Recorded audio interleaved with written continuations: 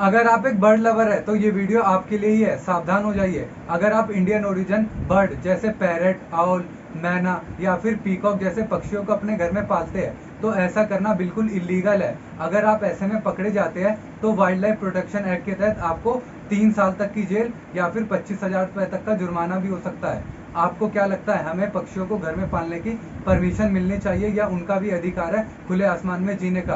अपनी राय comment box में बताइए और ऐसे ही अनेक कानून जानने के लिए मुझे फॉलो करें।